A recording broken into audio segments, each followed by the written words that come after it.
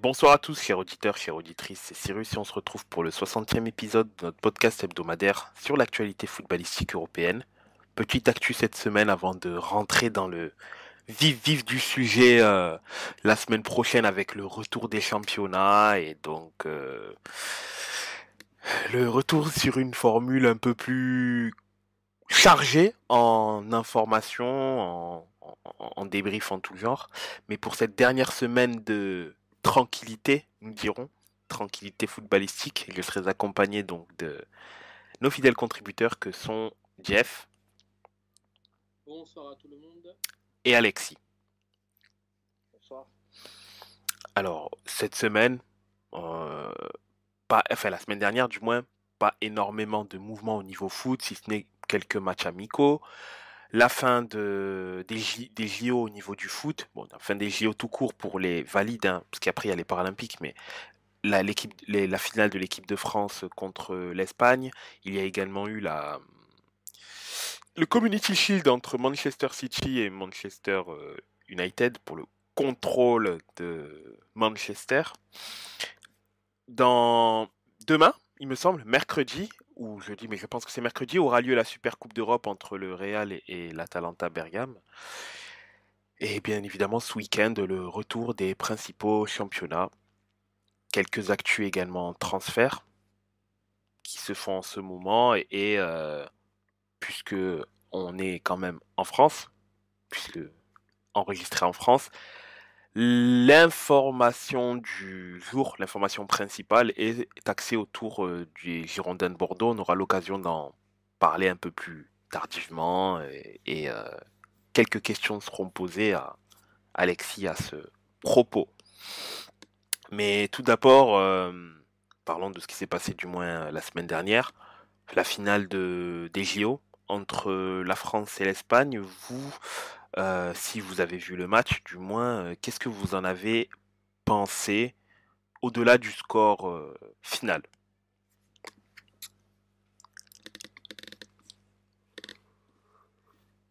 Moi, je vais commencer. Enfin, j'en ai vu peut-être une bonne partie du match. Euh, bah, Contrairement à ce que je disais la semaine dernière, j'ai trouvé clairement que c'était certainement le plus beau match de ces JO. Après, voilà, je n'en ai pas vu beaucoup non plus, mais c'était au moins le plus beau match de l'équipe de France. Ça avait bien débuté, puis après un gros passage à vide où ils se sont retrouvés menés 3-1. Et puis après, le retour juste à 3 partout dans les arrêts de jeu. Prolongation, une deuxième prolongation d'affilée après le match face à l'Égypte, il me semble. Ça devenait très compliqué concrètement. Et pour moi, l'Espagne c'est quand même un très beau vainqueur. Euh, c'est, Ça reste l'Espagne. Hein, tout ce qu'il y a autour, notamment le fait qu'ils aient aussi remporté l'Euro il y a un mois, enfin, même moins d'un mois. Mais, euh, mais ouais, voilà, c'est très bien pour l'équipe de France. Après, après le titre en 84, ça fait la deuxième médaille. C'est une très bonne chose. Maintenant, j'entendais par rapport à Thierry Henry, est-ce que ça reste un grand entraîneur? Un grand entraîneur, non. Un bon sélectionneur, oui. Moi, j'aimerais le voir plus haut, finalement, peut-être au niveau de l'équipe de France A. S'il pouvait aussi rester avec les sports, ce serait pas non plus dérangeant, mais le voir avec les A, enfin, je pense pas que ça se fera. Mais peut-être après la Coupe du Monde 2026, ça serait pas non plus déconnant. Pour moi, ce serait même une suite logique.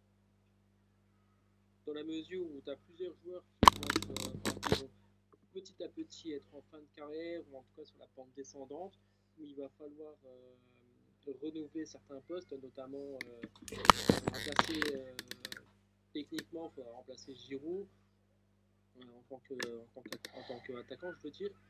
Je pense que Thierry Henry aura l'expérience vu qu'il aura entraîné pas mal de joueurs et il pourra apporter pas mal de jeunesse à l'équipe de France.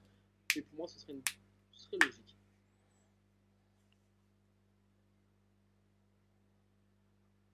ouais, plutôt d'accord.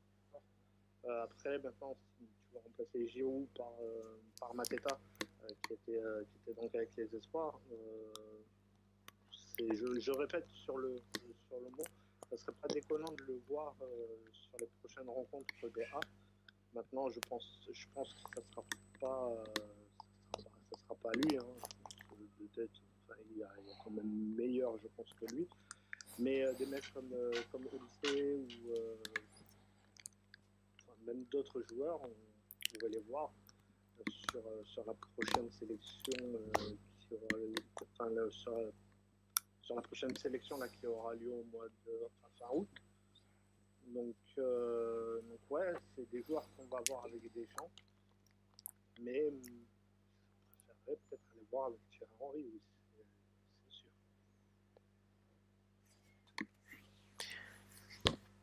Après, de mon côté, pour revenir à ce que vous disiez, notamment concernant la sélection de certains joueurs, je pense qu'Olysée, lui, je dis pas que c'est acté, mais que dans un futur très proche, lui, va pouvoir être en équipe de France.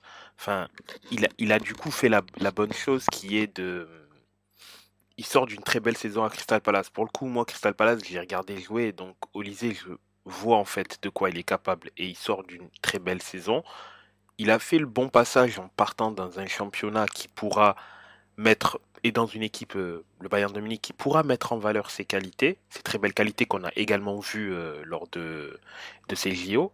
Donc lui, clairement, il a sa carte à jouer en équipe de France. Je pense vraiment qu'il... Peut-être le prochain rassemblement sera peut-être un peu trop tôt, et encore je dis peut-être.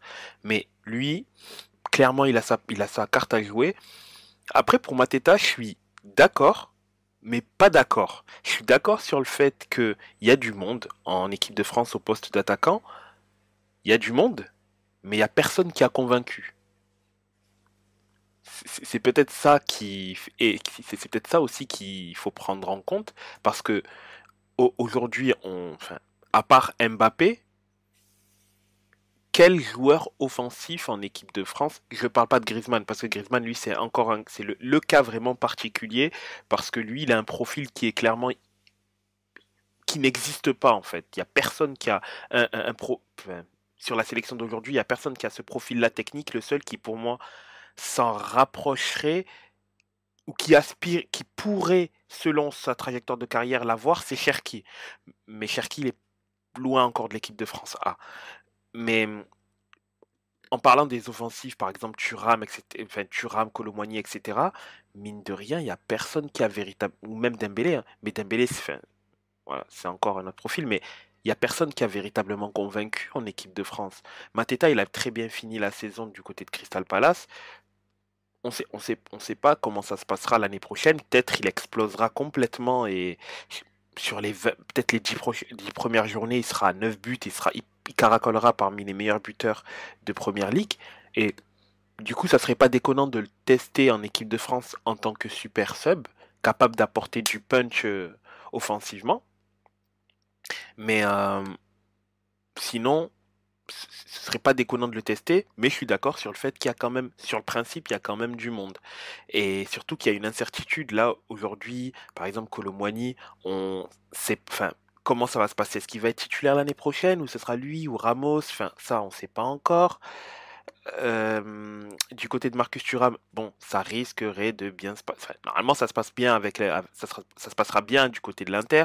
Sa relation avec Lautaro, enfin, on voit pas pourquoi ça se dégraderait, mais du moins en équipe de France, il n'y arrive pas. Du moins, c'est très insuffisant. Donc, on ne sait pas. Il y a qui d'autre comme autre joueur offensif? Ouais, enfin, Dembélé, c'est un autre profil. Lui, il se bagarrerait beaucoup plus avec un Coman éventuellement ou un Olysée. Là où Olysée, je pense, est un véritable danger pour lui, même si pour l'instant, c'est un homme de base de DD. Mais mine de rien, sur l'attaque, Giroud, c'est vrai qu'il va falloir le remplacer, mais on n'a pas totalement de certitude offensivement aujourd'hui à l'instant T lorsqu'on parle. Il n'y a pas véritablement d'attaquant où on peut dire ah tiens lui je sais que c'est un relais fiable. Hormis Mbappé, mais sinon, à part ça, à part lui, c'est dur de trouver une certitude devant. Et peut-être que Mateta pourrait, s'il démarre très bien la saison, avoir sa carte à jouer, pourquoi pas. Ensuite, il y aura peut-être aussi Désiré Doué qui va aller au PSG.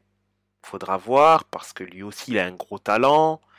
Faut voir le temps de jeu, lui, Barcola, éventuellement Dembélé. Enfin, il il y aura tout ça qui fait qu'il peut y avoir un réel chamboulement au niveau des offensifs français. Et je pense qu'il a quand même sa petite carte à jouer. Même si rien n'est dit. Barco- Personnellement, je trouve que Barcola, c'est celui qui, pour moi, pour l'instant, à l'instant T, a le plus sa carte à jouer en équipe de France. Ouais, ouais, pour le coup, ouais. Après, tout dépend du positionnement futur d'Mbappé. C'est ça aussi le problème. C'est que si aujourd'hui, on sait qu'Mbappé, sa position préférentielle, c'est jouer sur le côté gauche, qui est le poste de Barcola, ailier gauche. Je dis pas qu'il peut pas jouer à droite, mais son poste préférentiel, c'est ailier gauche. Et problème, s'il joue à gauche, Barcola, tu vas pas le mettre au centre, ça serait un peu bête à l'instant T de faire ça. À droite, t'as Dembélé, tu peux prochainement avoir éventuellement Olysée. C'est Mbappé, pour moi, il sera voué à rester à 9. De c'est toute ça. façon, c'est là qu'il va jouer au Real. Enfin, rien n'est encore joué, on n'a pas encore vu les compos du Real. Mais franchement, pour moi, il y a 9 chances sur 10 qui jouent en 9. Tu vas pas déplacer Vini et Rodri, c'est hors de question. Je vois certainement pas Ancelotti faire ça, donc pour moi, il va jouer en 9. Et c'est déjà ce qu'il fait en équipe de France de toute façon. Donc bon, Ben, clairement, clairement au Real, euh, je vois très très mal le Real jouer en 4-4-2, comme parfois il l'a fait l'année dernière où tu retrouvais Vini à une position un peu, enfin, Vini Rodrigo dans des positions un peu, enfin, un peu plus étranges, plus axiales. Là, il a Mbappé. Je sais pas si c'est malheureusement ou heureusement. Ben, il jouera normalement 4-3-3, Ancelotti, logiquement. Et donc, ben, Vini aura son côté, clairement. Rodrigo joue à droite.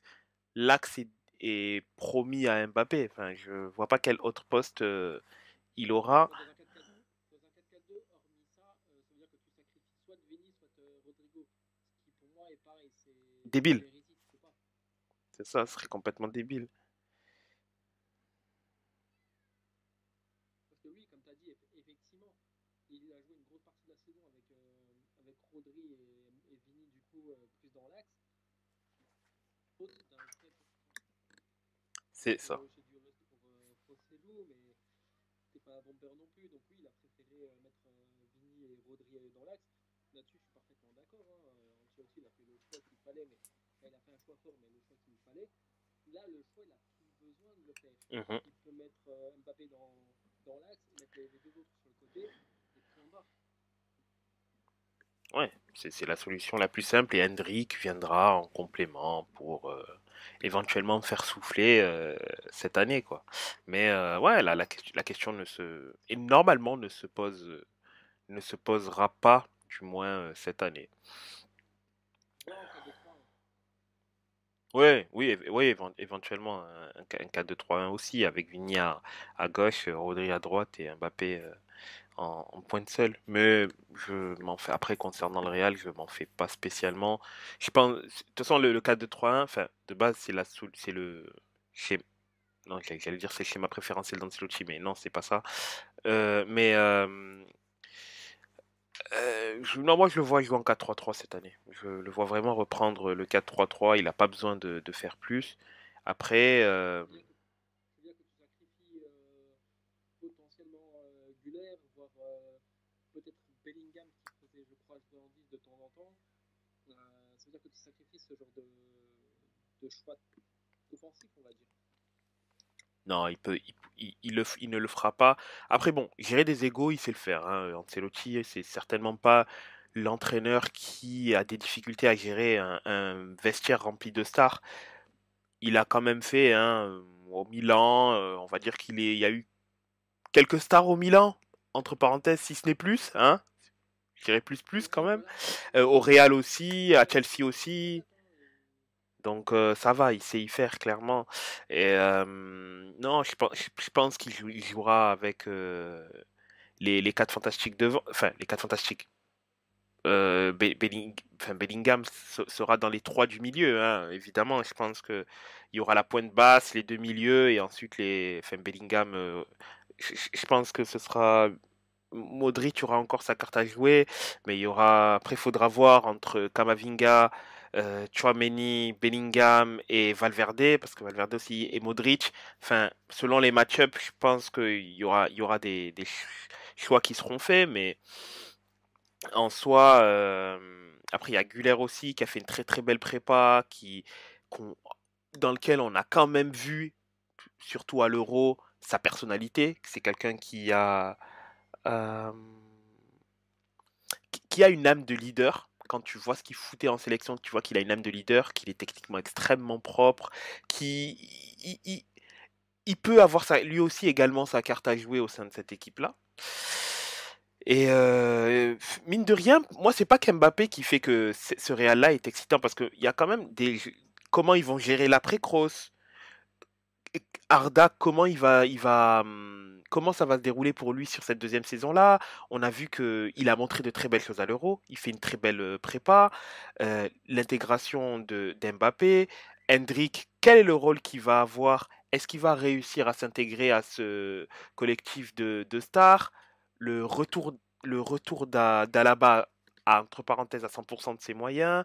Également par rapport à Courtois aussi. Enfin, il y a quand même des éléments super intéressants à voir auprès de ce Real-là, parce qu'il faut pas se dire, oui, c'est bon, ça y est, tout est gagné. Ils ont recruté Mbappé, tout va être fait. Non, ils perdent quand même un des milieux des plus propres de ce un des milieux les plus propres de ces dernières décennies. Un joueur qui a un profil très rare, tout en ayant cette justesse dans le jeu, cette propreté-là. Enfin, Kroos, il va pas être facile à remplacer. Ils n'ont d'ailleurs pas cherché à remplacer ou à essayer de recruter un milieu avec des caractéristiques techniques très élevées pour essayer de le remplacer. Ils l'ont pas fait. Euh, Est-ce qu'ils n'ont pas déjà ce qu'il faut? je suis pas sûr parce que c'est quand même un autre, c'est d'autres registres qu'ils ont à disposition. Après, il y a Modric aussi, dans lequel il va falloir préparer sa succession, mais je sais pas pourquoi, je sens que Modric, ça va être Arda Güler, même si Güler, il a un jeu qui ne ressemble pas à Modric, même Modric lorsqu'il était jeune. Parce que même Modric jeune, c'était un chef d'orchestre. Là où Arda Güler, je le trouve beaucoup plus dans... Je le trouve plus proche d'un Ozil que d'un Modric lorsqu'il était jeune.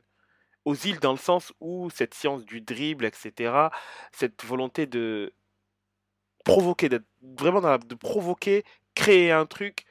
Là où Modric, je le vois plus dans la position d'un meneur de jeu, comme Eriksen l'était, comme De Bruyne, enfin, un joueur comme ça.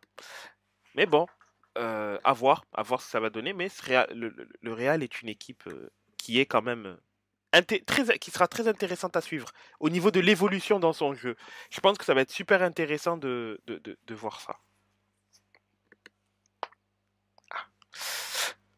Mince. Euh, et concernant la zone transfert, je pense que ça bouge du côté de Milan ces derniers jours. Ça bouge, mais pas forcément dans le sens que j'aimerais. C'est-à-dire, Bah, c'est-à-dire que là, aujourd'hui notamment, on apprend que Pierre Kaloulou pourrait partir.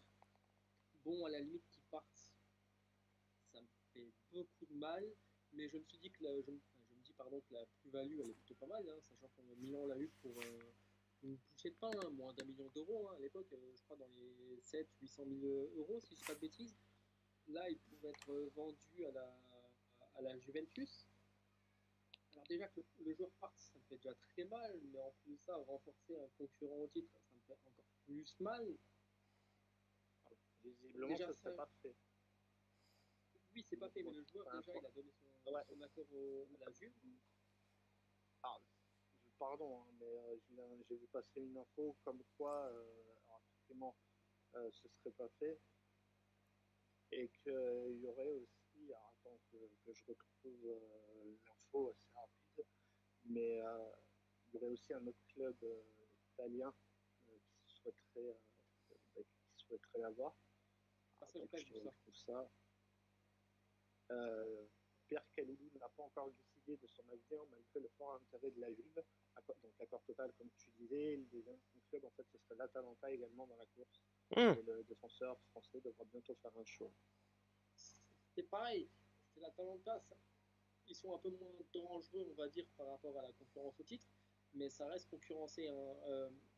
renforcer un concurrent, et ça me plaît pas. Milan le valorise à 20 millions, je crois qu'il est valorisé aux alentours de 15 millions sur Transfer Market. De souvenir, j'ai regardé tout à l'heure, j'ai le chiffre en tête, mais c'est à peu près ça. J'avais vu quoi, Milan veut un transfert permanent ou des conditions faciles pour l'obligation d'achat. 3 clubs étrangers sur Kalou, un transfert très probable, sachant que Milan vient de prendre Simic, un jeune du centre de formation, parce que le joueur ne voulait pas prolonger parce qu'il avait déjà trop de concurrents à son poste. Donc Simic aussi un défenseur central. Donc il a loupé sa prolongation parce qu'il y avait trop de joueurs à son poste pour finalement vendre un joueur à son poste. Non, c'est une hérésie. Dans la mesure où tu vas déjà vendre, tu vas très probablement en tout cas vendre un milieu de terrain, peut-être recruter Saint-Indic, ce n'est encore pas sûr. Il y a encore d'autres spécialistes. Mais pour moi, le défense central, la défense, quel que soit le poste, d'ailleurs, centre, gauche ou droite, il n'y a pas de joueur à vendre. On vient de perdre Simic, on a Kier qui est parti aussi librement. Kalulu n'est pas certain parce qu'il a eu quand même une année très incertaine au niveau physique. Hein. Il a eu beaucoup de pépins cette dernière saison, malheureusement. Non, je suis désolé. Je trouve que, en plus, Kalulu, il aurait pu avoir un certain avenir en tant que latéral droit. Encore que Calabria, tu viens de recruter Emerson Royal, qui est donc définitivement arrivé. Il est arrivé. Il est arrivé hier soir, pardon. Il est arrivé hier soir, donc Emerson Royal pour 15 millions. Peu de choses près hein, dans les chiffres complets. Désolé Alex, mais Yacine Albi, dans un autre poste bien sûr, est estimé, il a été proposé à Brentford. Brentford a fait une offre en tout cas pour Yacine Albi à 12 millions d'euros. La plus-value n'est pas intense hein, parce que je crois que elle n'est pas exceptionnelle parce que je crois que Milan l'avait déjà acheté à Bordeaux. Je sais pas si t'as encore les chiffres, Alex. Aux alentours de 10 millions. Ouais, bah c'est à peu près ce que j'avais en tête aussi. Donc voilà, tu fais une plus-value d'à peu près 2 millions. La faute à Pioli parce qu'il a ciré le banc pendant la première saison aussi. Pour l'instant, côté départ, côté arrivée, c'est à peu près tout. J'ai bien dit à peu près. Puisque tu as. Comment ça s'appelle Morata qui est bel et bien arrivé. Du coup, hein, Morata est bel et bien joueur de Milan. Emerson Royal donc, qui est arrivé. Brentford qui peut faire une offre pour Yacine Albi. C'est certainement pas le joueur que je voyais partir. Hein. C'est grâce à toi d'ailleurs que j'ai appris vraiment l'intérêt de l'attacher au parce que effectivement parlant, le joueur, effectivement parlant, Yacine Albi, c'est quelqu'un que j'apprécie beaucoup parce que ce qu'il fait en dehors du terrain pour l'équipe, malgré le coach, évidemment. Mais c'est certainement pas lui que je voyais partir. En plus, financièrement, il n'est pas exceptionnellement cher. Voilà, il a pour de 10 millions d'euros. Voilà, ça me fait mal, mais si je voyais quelqu'un partir qui aurait été plus, c'était pour Benacer, parce qu'il coûte quand même aux alentours de 3-4 millions, je crois, annuellement. Et il est valorisé aux alentours de 40 millions, je crois. Malgré malgré la dernière saison qui n'est pas non plus exceptionnelle du fait de son retour de blessure et de la gestion de Pioli. Je l'attaquerai toujours là-dessus. Mais voilà. Ouais, franchement. Par contre, pardon? Non, rien. Ah, pardon, je crois que quelqu'un avait dit quelque chose. Et sinon, dans le reste, toujours côté milanais, le Milan Futuro s'est quand même imposé pour son premier match sur un score net de 3-0 pardon, avec un double de Jiménez et un but de Liberani. Et ils affronteront Novera en 16e de finale de Coupe Italia de Série C. Match prévu le 17 août à 21h. Voilà. Donc Milan Futuro est quand même. Je n'ai pas noté tous les transferts, etc., les arrivées et les sorties. Mais en tout cas, je suis conscient que c'est quand même des plus jeunes et que c'est quand même plus simple de recruter les joueurs, etc. Mais le mercato du côté de Milan Futuro est quand même beaucoup plus attractif que l'équipe A. Donc on espère maintenant que Royal et possiblement Youssouf Fofana qui pourrait être bouclé dans la journée, dans la soirée, voire demain. On espère qu'une fois les deux arrivés là, ça va se décanter un peu, même si Fofana est un milieu de terrain et qu'il va falloir vendre encore un milieu de terrain si on veut recruter Samardzic par exemple, qui était dans les plans. Même si encore une fois c'est pas le seul dans la liste. Voilà. C'est globalement tout. Avant de passer la main à Alexis, justement pour pouvoir parler de la situation bordelaise, concernant le cas de Thio, non, n'importe quoi j'allais dire, Thio de Kaloulou, pardon. Quand tu regardes objectivement sa situation, est-ce que tu ne trouves pas logique le fait qu'il parte? Parce que si on Kaloulou, il est capable de jouer principalement, enfin, comme tu le sais, sur deux positions, qui est défenseur central et latéral droit. Au poste de latéral droit, c'est bouché, parce qu'il y a Calabria et Emerson Royal. Donc il a aucune chance sur le papier. Sur le papier, il est troisième latéral. Je compte pas Florenzi, dans tous les cas, il sera out pendant très longtemps, et donc forcément, je le compte pas. Donc au poste de latéral droit, sauf si Calabria part, ben c'est bouché. Au poste de défenseur. Sauf si Royal ne convainc pas, pardon. Oui, aussi. Mais pour le coup, le joueur va pas se dire si l'autre est en méforme, parce que là, pour le coup, il a deux à droite, il a deux concurrents, pas un. Donc, je pense que lui va se dire bon, je sors d'une saison difficile. Au poste de latéral droit, c'est très compliqué. Peut-être après, il y a aussi ce que Fonseca lui aurait peut-être dit, parce qu'aujourd'hui, je pense qu'aujourd'hui, il est à minima quatrième choix en défense. Il y a Tomori, il y a Thio, il y a Pavlovic, sur qui vous avez mis quasiment,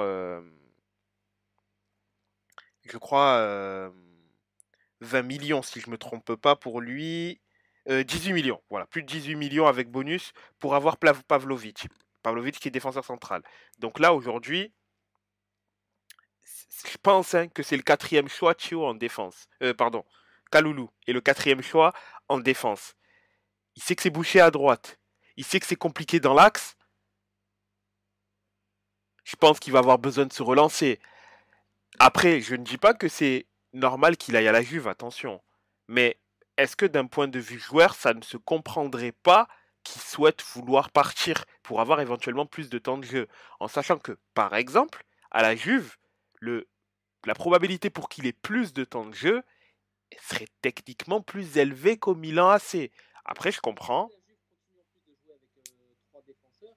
Oui, il a une chance sur il a plus, il y a 3 défenseurs, donc plus de chances, il y a une chance de plus. Parce que pour le coup, lui, je comprends qu'il souhaite vouloir partir. Après, en plus, l'Atalanta, la Juve, ils vont devoir avoir besoin de profondeur, mais je comprends qu'il veuille vouloir partir parce qu'en plus, le pire pour lui, c'est qu'il n'a pas des défenseurs âgés devant lui. Il a des défenseurs globalement jeunes. Pavlovic, il a quasiment son âge, ou peut-être un an de moins. Pavlovic, Thio, il est également jeune. Tomori, c'est le plus âgé, mais Tomori, il a pas 40, il a pas 35 ans non plus. Il a même pas la trentaine d'ailleurs. Mais voilà, donc l'horizon semble à court terme quand même assez bouché pour lui. Et même si c'est vrai que il a quand même un potentiel, est-ce- moi je pense que ça se comprend quand même le fait qu'il veuille tâter, tâter et vouloir partir. Moi je le comprends. Après, au Milan, je pense de faire le bon choix sur cette affaire-là. Mais je comprends. Même si ça plaît D'un pas. côté, d'un côté, je j'entends tes arguments, je suis tout à fait prêt à les écouter, à les entendre, pardon.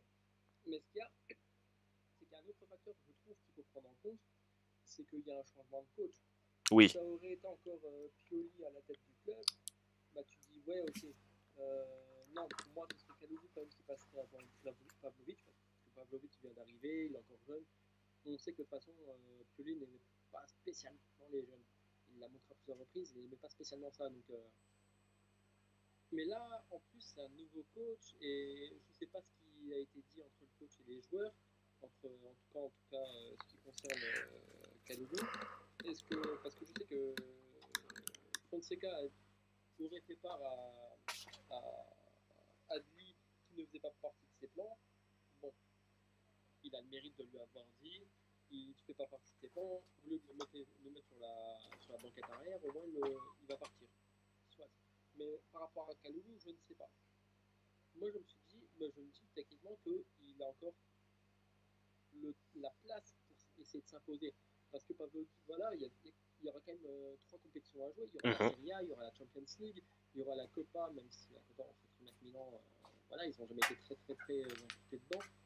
Mais dans le turnover, je pense que Kalulu il aurait eu sa place. Oui, bien sûr. En tout cas, le dernier est dégueulasse pour lui parce que Simic vient, pas que pour lui d'ailleurs, mais pour l'équipe, vu qu'on vient de perdre Simic pour le même problème en fait. Oui. Parce que si Kalulu part, Simic il upgrade dans l'organigramme, pas beaucoup, certes, il va prendre une place, il n'aura quand même pas à de titulaire, mais voilà.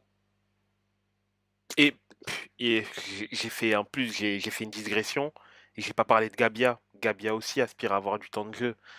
Je dis pas que Kalulu sera devant eux, enfin que Gabia sera devant lui, mais pour le coup. Gabia a quand même montré de très belles choses en demi-saison au pied levé. Franchement, il est arrivé au pied levé en limite en sauveur parce que c'était ça où continuait à être Théo en défense centrale toute la saison. Et Gabia, oui, je suis d'accord, il faut le dire. En plus, ça va faire plaisir aux fans qui nous écoutent et qui disent que Milan manque d'Italiens dans l'effectif. Gabia a le mérite d'être italien en plus et formé au club, ce qui est très bon pour la liste UEFA d'ailleurs.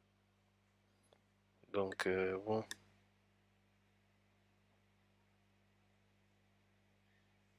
Mais oui, j'entends tes arguments, mais je trouve ça quand même dommage. J'aurais préféré perdre Tomori, parce que Tomori a une plus grosse valeur marchande, si je dis pas de bêtises. D'autres aux alentours de 40 millions, je crois, Tomori.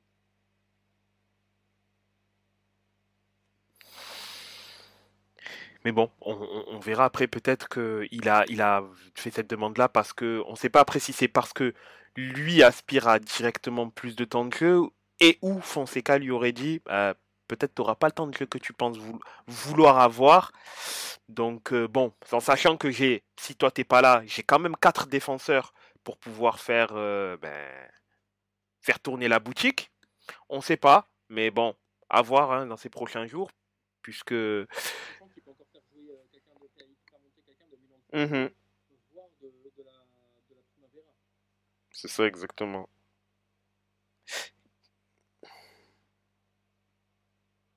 Mais c'est dommage, c'est pas le poste auquel il fallait faire partir quelqu'un pour moi. Mais bon, Milan, même en l'occurrence, Zlatan l'avait dit, les joueurs ne sont pas prisonniers. S'ils ont envie de partir de Milan, ils peuvent partir. Il faut juste la bonne.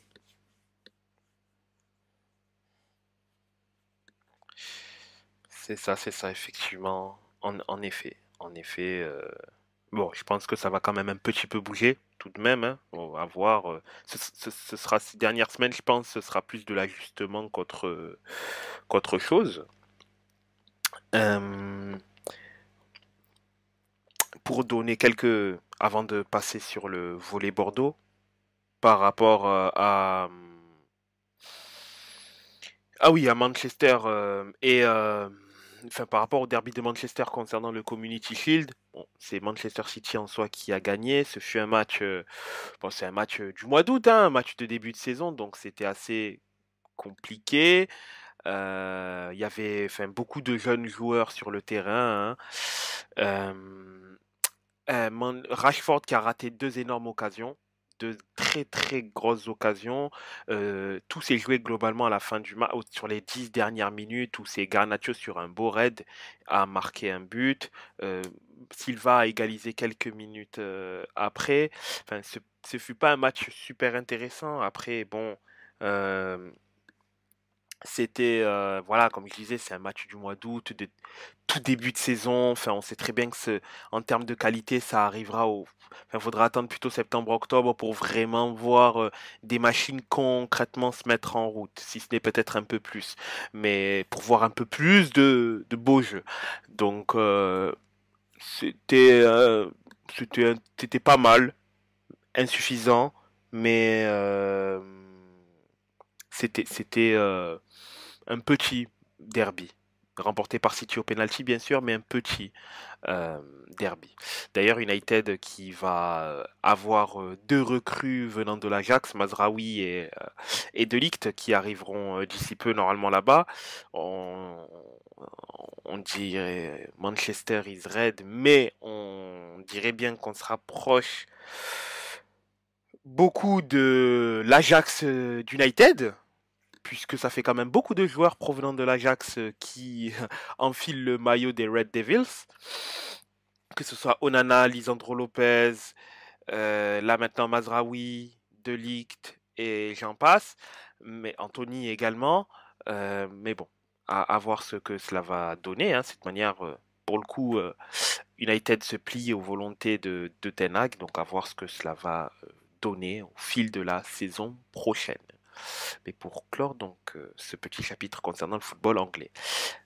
À présent, le plus important, puisque quand même la base est le football français avant de parler de l'étranger, est la situation donc d'un géant du football français, euh, qui était professionnel depuis quasiment un peu moins de 90 ans, puisque c'est 1937, je crois, qu'ils sont passés pro. Alexis me coupe-moi si je me trompe, hein.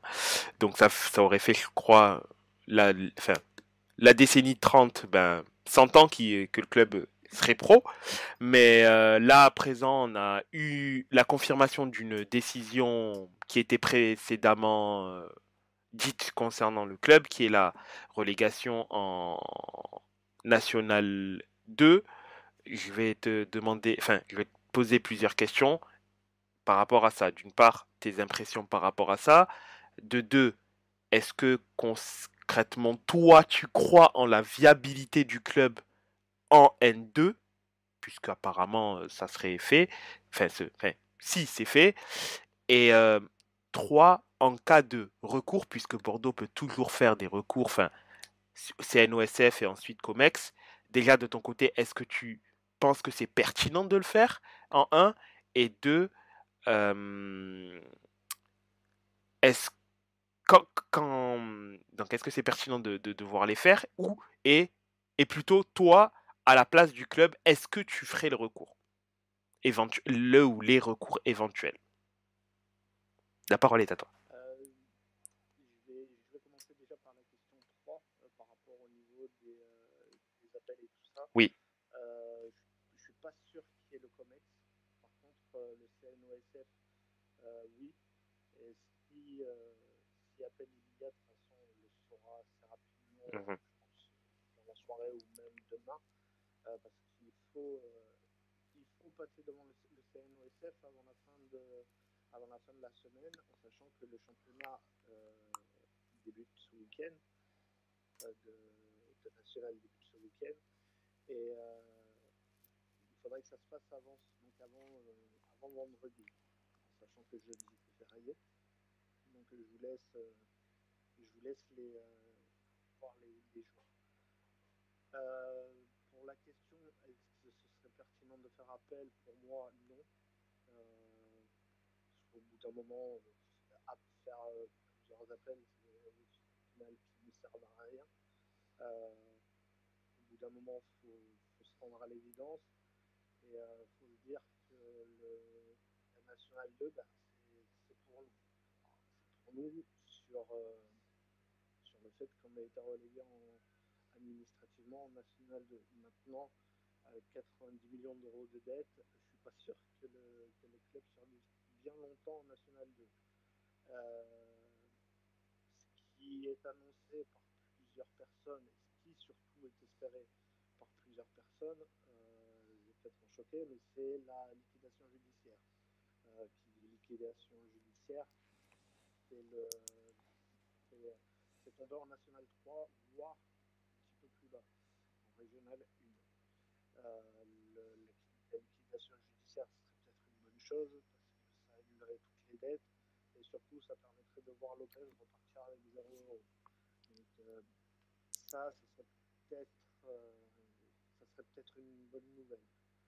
Maintenant, quand on voit par exemple un club comme Strasbourg, qui a dû mettre au moins 10 ans à remonter en Ligue 1,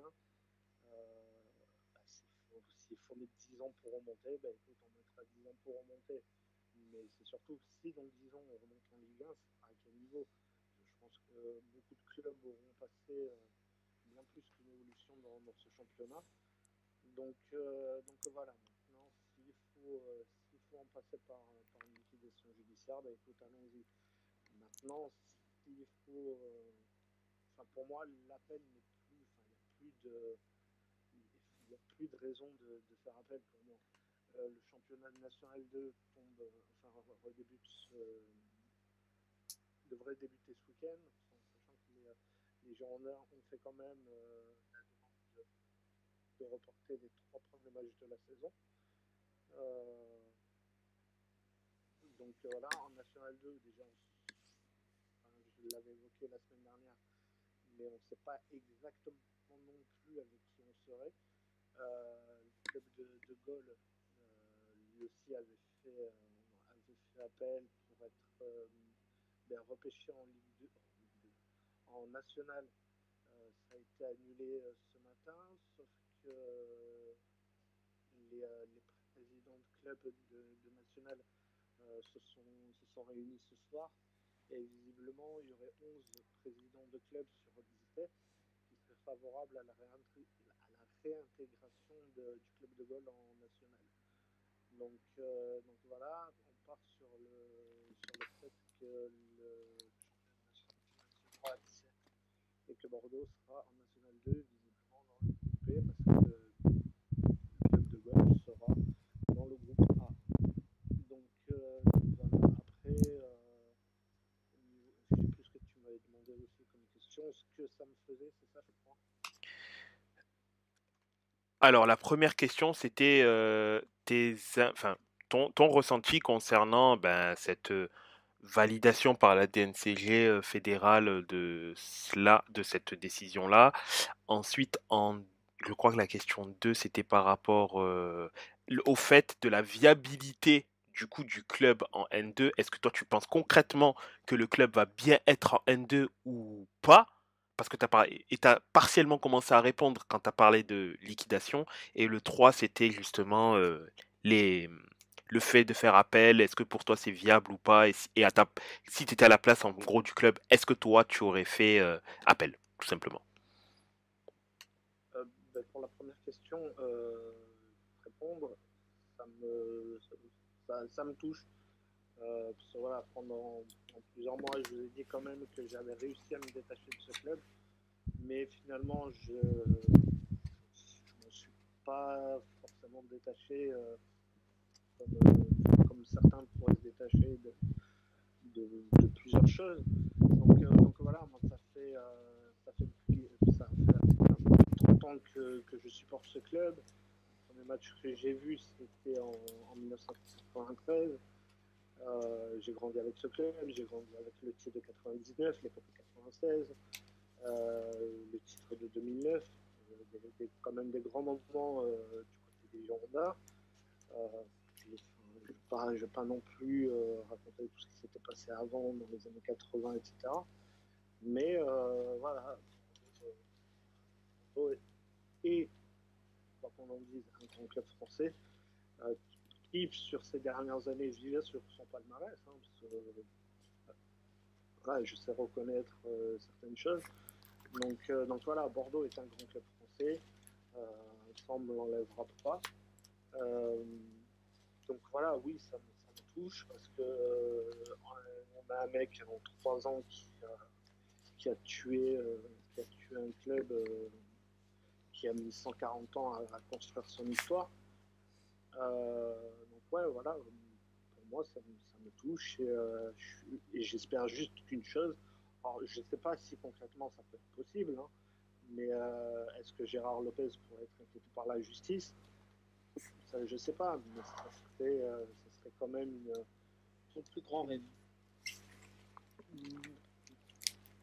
Mon plus grand rêve, ce serait de revoir les Girondins au plus haut. Donc, Son deuxième plus grand rêve. Ils sont inquiétés par la justice, ça serait un juste retour des choses. Le mec a joué avec un club, a joué avec les Girondins, parce que je suis avec les Girondins, mais on n'oublie pas ça, on n'oublie pas Lille, on n'oublie pas Montron, tous les clubs qu'il est en train de rendre mort, quoi. On parle pas pour Lille, parce que Lille a quand même réussi à s'en sortir, mais à quel prix? Donc voilà, oui. Hein? Que Elliott est passé par là aussi, de souvenir. À Lille, ouais, je sais pas trop. Mais ouais, voilà, ils sont inquiétés par la justice. Et puis c'est pareil, moi, je pensais qu'il payait un loyer annuel au Girondins. Visiblement, ça fait 3 ans qu'il est là, ça fait 3 ans qu'il n'a pas payé un loyer au club.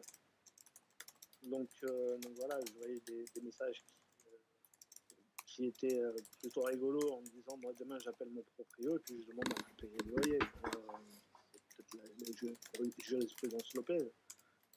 Donc voilà, oui, ça me touche. J'avais quand même réussi à me détacher de ce club, mais ça me touche quand même. Et pour ta deuxième question, il va falloir que tu me la redises. Alors, la deuxième question est concernant la viabilité du club en N2. Est-ce que tu...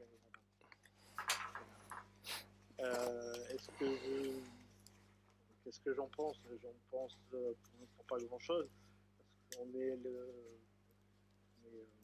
le 12 août.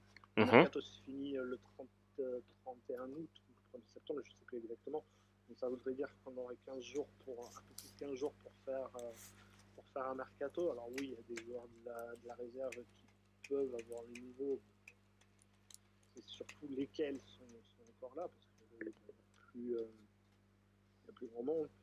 Je disais qu'il y avait encore une douzaine de joueurs qui s'entraînaient, mais on ne connaît pas leur niveau. Alors, il y en a certains qui sont apparus en Ligue 2 l'an dernier, qui pourraient avoir le niveau pour le National 2. Maintenant, je pense quand même que, ce que je disais il y a quelques jours, bon, donc que ce soit en National ou en National 2, je pense quand même que ça peut quand même être, ça peut attirer. Donc voilà, je pense quand même qu'ils ont peut-être quelques idées de recrutement, mais faut trouver quoi? Faut trouver une quinzaine, peut-être 15-18 joueurs en 15 jours, voire un peu plus, parce qu'on peut recruter des joueurs libres. Donc voilà, maintenant, ça me fait chier de dire ça, mais le truc qu'il va falloir faire, c'est déjà de recruter des joueurs, être sûr qu'on reparte en National 2, même si j'ai un doute, avoir des joueurs qui puissent avoir le niveau du National 2 et surtout se maintenir, parce qu'il ne faut pas se leurrer, hein, c'est pas, on va jouer National 2, c'est probable, mais faut pas se leurrer, on va pas jouer la montée dès la première année. Donc voilà, maintenant le projet, ça sera sans doute le maintien en National 2. J'ai l'impression de parler d'un club qui a pour habitude de jouer en National, hein, mais se maintenir en National 2, ça sera la première des choses.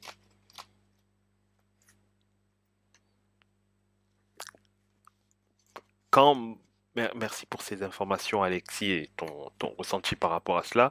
Après, de mon côté, quand je parlais de la viabilité, c'est d'une part par rapport à la création d'effectifs, mais d'autre part sur le volet financier, dans le sens où, comme tu l'as dit, si liquidation judiciaire, plus de dette. Sauf que si on est simplement sur un redressement judiciaire, toutes les dettes existent encore. Et est-ce que, en sachant ça, en ayant ces informations en tête là, tu penses véritablement que le club va pouvoir... Parce que, mine de rien, le redressement judiciaire gèle. On le sait tous, que ça gèle les dettes sur, allez, peut-être 6 ou 12 mois. Mais le coup près va concrètement tomber tôt ou tard. Et donc, sauf s'il y a abandon total de toutes les dettes, je n'y crois pas, personnellement. Il peut y avoir d'une partie, oui, ok, une petite ristourne, ok, mais passer de quasiment 80 à 0, j'en doute fortement. Et c'est en ça que je me dis, mais est-ce que, avec des revenus quasiment minuscules, euh, enfin, ouais, minuscule, ce sera principalement les revenus liés au stade, hein, sachant que le stade va quand même te coûter en termes d'exploitation, même si tu n'auras quasiment pas de loyer, mais en termes d'exploitation, je crois que c'était 50 000 euros quand tu étais en Ligue 1 ou en Ligue 2. Bon, à voir ce que ça donnera quand tu seras en national, mais en national ou en national 2 du coup, mais ce sera quand même une certaine somme à devoir sortir pour tous les matchs à domicile. Et au-delà de ça, comment tu... le truc aussi par rapport au national, c'est que à mon avis, ce qui va devoir se poser comme question, c'est est-ce que le club va également pouvoir survivre au-delà en fait de la fin de saison? Parce que si, imaginons, vous avez les sous pour pouvoir terminer la saison, mais que mais comment ça va se passer l'année prochaine? Parce que les dettes, elles existeront toujours. Et donc il va falloir quelque chose. Enfin, il va falloir que cette situation se règle. On ne pourra pas éternellement en fait laisser ce coup près, cette épée de Damoclès au-dessus de vous. Et donc en ces temps-là, en fait, que je me disais, mais est-ce que c'est concrètement viable que le club soit en N2? Déjà en N1, par rapport aux dettes, c'est compliqué. Mais alors en N2, où déjà le championnat n'est même pas diffusé, enfin les revenus c'est quasiment rien, si ce n'est des soutiens de la métropole, etc. Je me dis, mais comment Bordeaux concrètement va pouvoir faire en sachant que pour l'instant, à l'instant T, il n'y a pas encore de liquidation, ce qui veut dire que dans 6 ou 12 mois, il va falloir faire les comptes. Oui, d'accord, le club a provisionné 5-6 millions pour pouvoir tenir, quoique avec le plan normalement de licenciement, il va falloir également provisionner d'autres choses, enfin, d'autres millions, etc. Mais je me dis, mais comment le club va faire? Comment concrètement le club va faire pour pouvoir vivre en N2?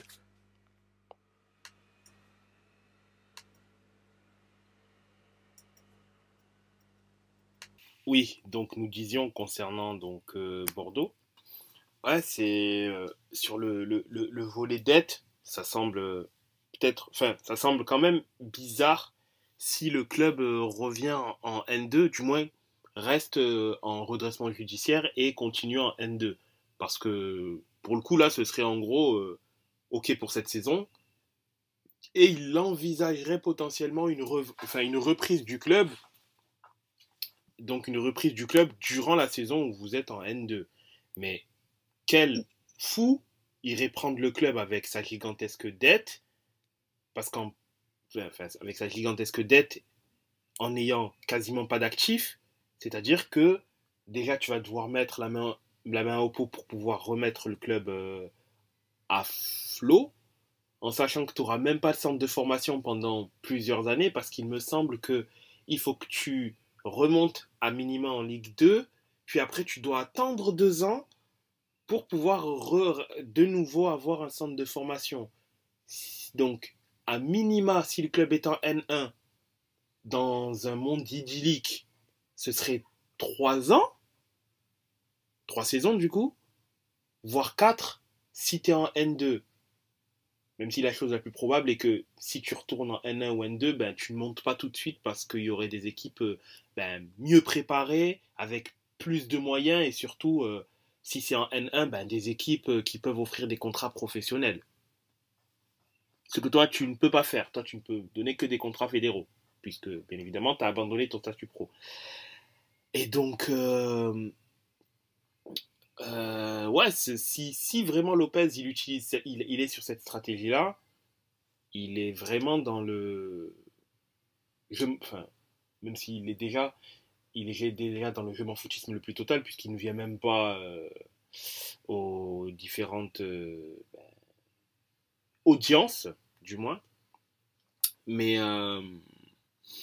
là, clairement, ce serait ouais, un je m'en foutisme le plus complet. Mais dans un sens, ça se comprendrait dans le sens où il voudrait toujours récupérer un peu de billes par rapport à son investissement. Mais bon, ce serait repousser clairement là la liquidation judiciaire du club, de vouloir tenter une année pleine en N2. Et surtout si le club fait une liquidation judiciaire l'année prochaine, là par contre les instances françaises seront pointées du doigt parce qu'elles auront potentiellement spoilé un club qui aurait pu être à cette place-là, à la place de Bordeaux.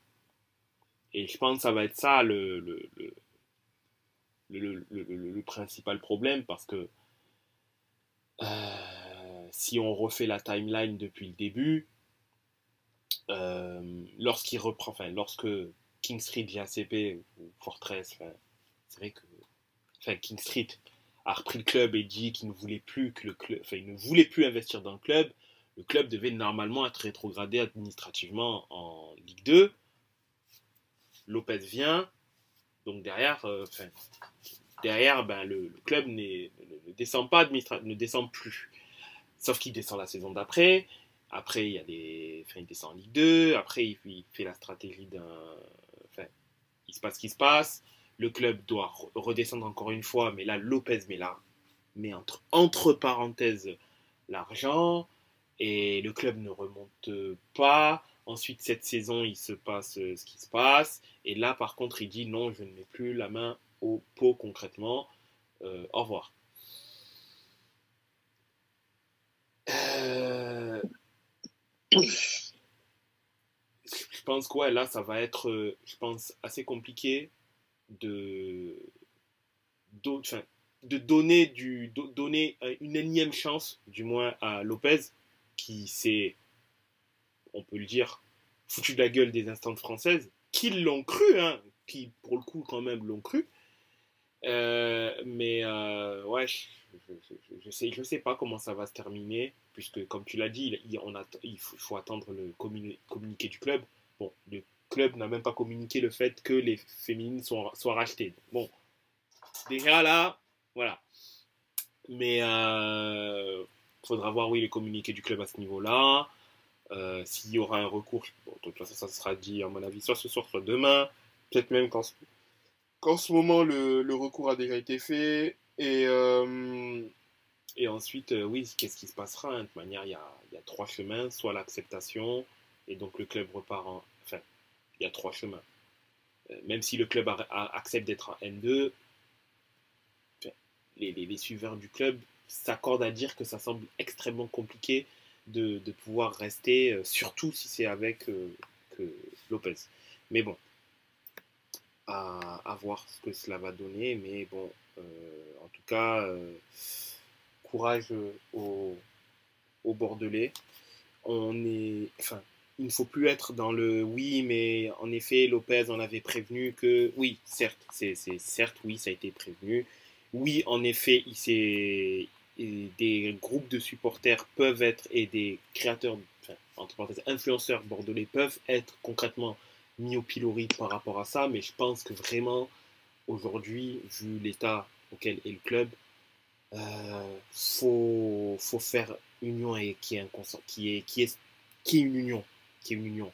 Certes, après on pourra tirer les conclusions de toute cette histoire-là, mais il faut qu'il y ait une union sacrée parce que là, plus que jamais, ben là, le club va vivre des heures noires et il faut pour pouvoir traverser cette épreuve-là qu'il qu'il y ait une union sacrée et après, ils pourront tirer les conclusions, faire en sorte de, voilà, comme des personnes qui sont parties en mauvais termes, essayer de reconstruire tout doucement une nouvelle relation, ne plus avoir cette défiance-là les uns des autres pour essayer de recréer quelque chose de viable pour le futur, puisque mine de rien, c'est un peu aussi ça qui a permis qui a permis cela, c'est que le fait que Lopez ait réussi à diviser, et donc forcément, il y a les anti et les pros, et à partir de là, il y a plus, quand il y a deux extrêmes qui s'affrontent, il n'y a plus ce juste milieu-là, et s'il n'y a plus ce juste milieu-là, il n'y a plus ce concept de garde-fou, et donc quand tu tombes dans l'extrême, de toute manière, c'est jamais bon. Et bon, voilà, ce qui s'est passé. C'est ceux qui l'ont cru aveuglément, ils se sont fait avoir comme pas possible. Même si, bon, réussir à se faire avoir par quelqu'un qui a joué le prestidigitateur avec Lille, avec Mouscron, avec Lotus et j'en passe. Voilà. Mais bon, ça, c'est autre chose. Ça, voilà. Et ceux qui étaient anti mais qui n'ont pas été entendus, ok, d'accord, c'est vrai, vous n'avez pas été entendus. Et il se passe ce qui se passe. Vous l'aviez anticipé, ce qui était facilement anticipable. Mais aujourd'hui, la situation est que le club risque de mourir, entre parenthèses. Enfin, pas définitivement, mais du moins sous sa forme actuelle, il risque de mourir. Il faut préparer l'après, maintenant. Sans lui, puisque le club a existé sans lui, existera sans lui, et perdurera après lui, dans tous les cas. Lui, ce n'est qu'une parenthèse très sombre de l'histoire, mais c'est qu'une parenthèse sur un club qui a plus d'un siècle d'existence. Donc, le tout maintenant, c'est qu'il y a un consensus dans la maison bordelaise. C'est tout ce que j'espère, concrètement. Voilà. Enfin, moi, j'ai pas grand-chose à rajouter sur ce que tu as dit. Donc, tu as trouvé les mots qu'il fallait, quoi.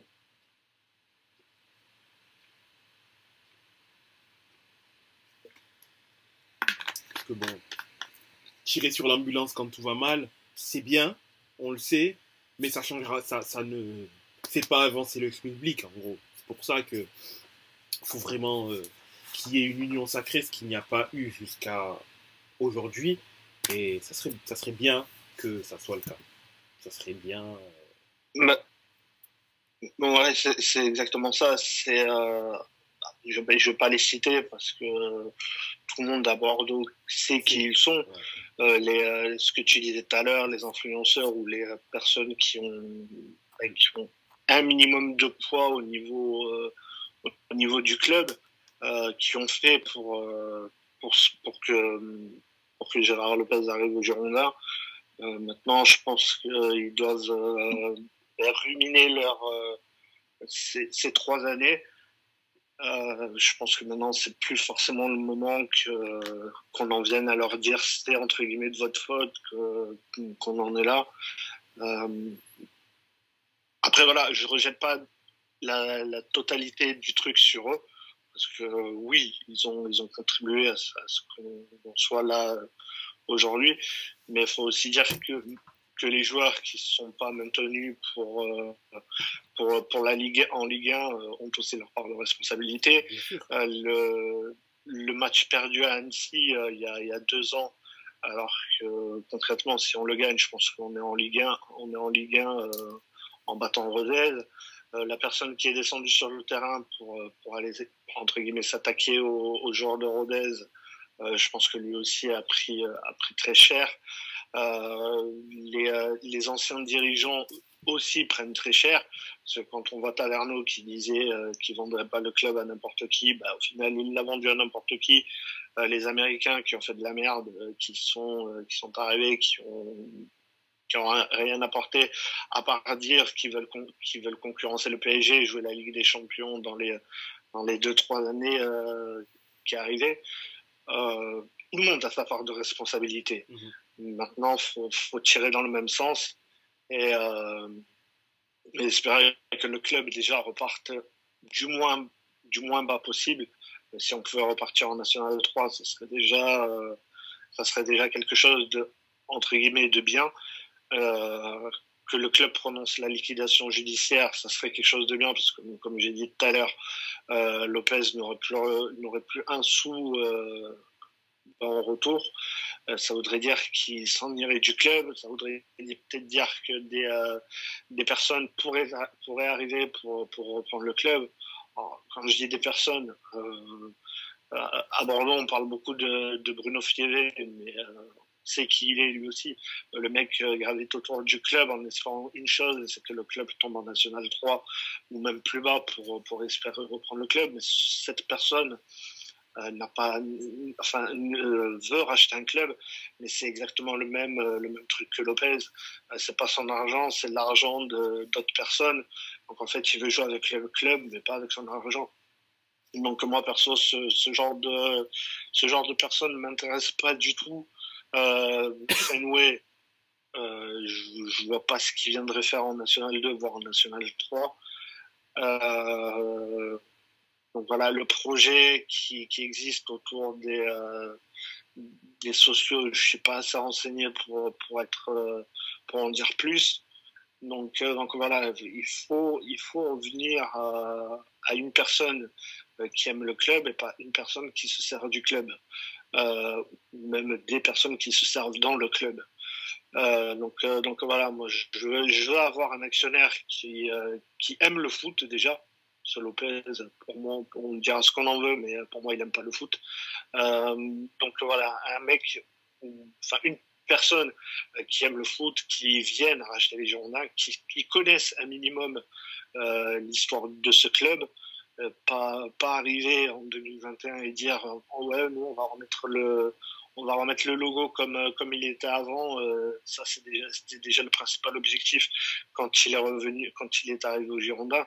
Donc non, nous on veut pas ça, on veut une personne qui s'y connaisse un minimum en football, qui connaisse un minimum l'histoire des Girondins, et qu'on mette le temps qu'il faudra pour monter au moins en Ligue 2 et au moins en Ligue 1 si un jour on y remonte, hein, parce qu'on n'est pas non plus à l'abri de ne jamais remonter en Ligue 1. Parce qu'on regarde les clubs comme Le Mans qui ont été rétrogradés en division d'honneur à l'époque, mais qui sont actuellement en national et qui ont beaucoup de mal à revenir, ne serait-ce qu'en Ligue 2. Si on peut avoir un même projet que Strasbourg, bah écoute, on prendra. Hein. De toute façon, il faudra mettre le temps qu'il faut pour remonter, mais faut tous tirer dans le même sens, et c'est que comme ça qu'on pourra s'en sortir. Alors pour Strasbourg, on parle du cheminement qui mène jusqu'à la Ligue 1. Parce qu'elle est le club aujourd'hui, hein, on est d'accord. Oui. Le fait qu'ils étaient relégués je crois que c'était Alpha 2 à l'époque. Oui, ils sont descendus très très bas. Ouais, qui correspond à la 5e division, qui correspondra à la National 2, non, National 3 actuellement. Si on pouvait repartir de là et prendre le temps qu'il faut pour remonter, bah écoute, maintenant, moi, je veux plus avoir des mecs comme Lopez Z et Lopez S autour du club, des gens qui se servent des finances des Girondins pour s'organiser des voyages de scouting ou des trucs comme ça hors de prix. Non, moi perso, j'en veux plus. Donc voilà, maintenant je veux plus avoir affaire à eux. J'espère que plus aucun club s'engagera avec Lopez. Donc voilà, c'est vraiment ce que j'avais à dire ce soir sur le club.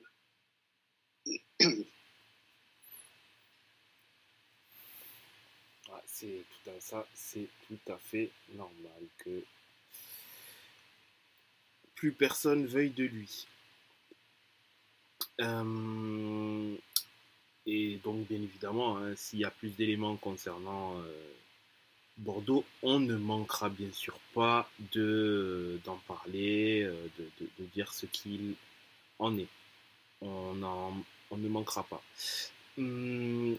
Et donc, en dernier lieu, une actu un peu plus light, je dirais, donc avant la reprise des championnats, c'est le match de Super Coupe d'Europe entre l'Atalanta et le Real de Madrid. Est-ce que vous avez un pronostic concernant ce match-là Que rapidement pensez-vous de ce match ou oui, petit pronostic concernant ce match-là?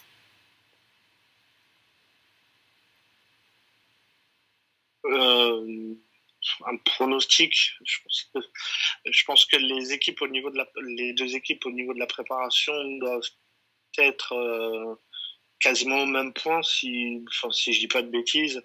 Peut-être un avantage au niveau de l'Atalanta, parce que je crois que le championnat recommence,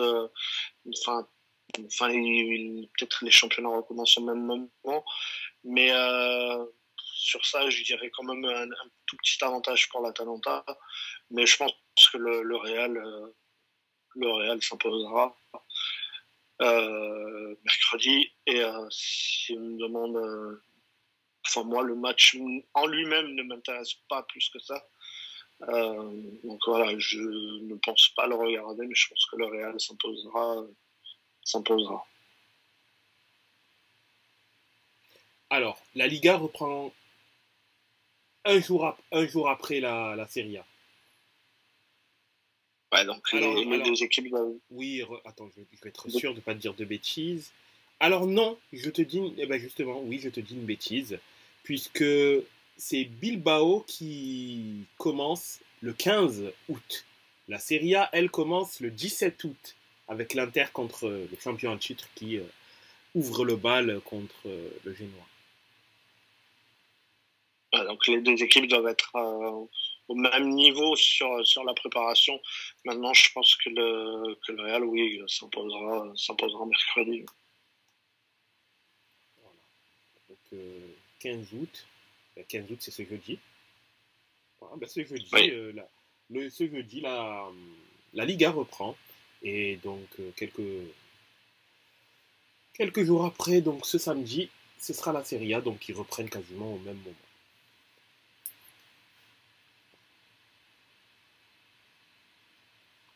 C'est, je crois, la Bundesliga qui recommence un peu plus tard. Je sais qu'un championnat... Le 24, le 23, voilà. Enfin le 23, 24 et 25 août. C'est ça, parce qu'en Angleterre aussi, ils recommencent cette semaine, à partir du 16, eux. Donc ouais, c'est donc bien la Bundesliga qui reprend un peu plus tard que les autres. Ouais. C'est aussi de la coupe ce week-end en Allemagne. Ah, c'est vrai qu'en Italie aussi, il y a eu les matchs de Coppa Italia, notamment certaines équipes comme Como. Là, je prononce mal. Le promu Como a perdu au tir au but, et d'ailleurs Varane s'est blessé sur ce match-là. But de Cutrone, si je ne dis pas de bêtises, l'ex-milanais pour Como. Mais Naples a également s'est qualifié, mais dans la douleur également au tir au but. Mais c'est vrai qu'il y a eu des matchs en Coupe d'Italie cette semaine également. Et c'est les premiers tours, je pense. Peut-être. Parce que ça doit être pareil aussi en Angleterre, il y aura les tours de qualification. Il y a également les barrages retour aussi également. Lille qui va donc jouer contre Fenerbahçe, il me semble, cette semaine aussi. À ne pas Demain, ouais. Demain, c'est ça. Donc, oui. Le programme foot s'étoffe, recommence à s'étoffer. Il y a de la Ligue aussi ce week-end. Ah oui, accessoirement, effectivement, la Ligue 2 sur beIN Sport. Oui. Et à voir ce que ça donnera également la Ligue 1 sur DAZN. DAZN, pardon. J'attends de voir. Donc, est-ce qu'il y a éventuellement d'autres éléments que vous souhaitiez communiquer par rapport à cette semaine avant la reprise des différents championnats? Bah, moi, non. Je pense qu'Alexis a plus ou moins tout dit, notamment pour le prochain match du Real. Pour moi, ce sera sans manquer de respect à l'Atalanta, hein, qui a joué, qui a gagné sa compétition, mais ce sera un parcours de santé pour eux.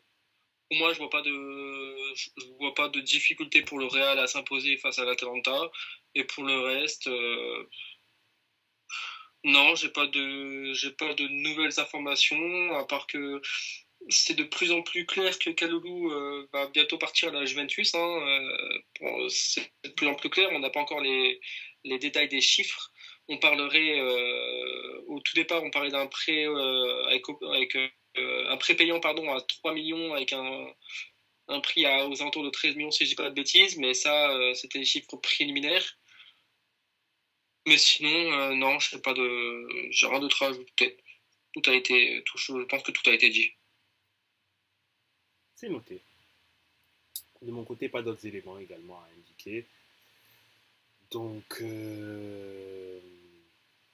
si donc tous les éléments ont été indiqués, à la semaine prochaine pour le début des championnats, le début de la 3e saison de ce podcast, de notre podcast, et où on pourra parler de la première journée, que ce soit de Première Ligue, de Ligue 1, de Liga, de Serie A, les résultats de la Super Coupe d'Europe également, et de la Ligue 2 aussi.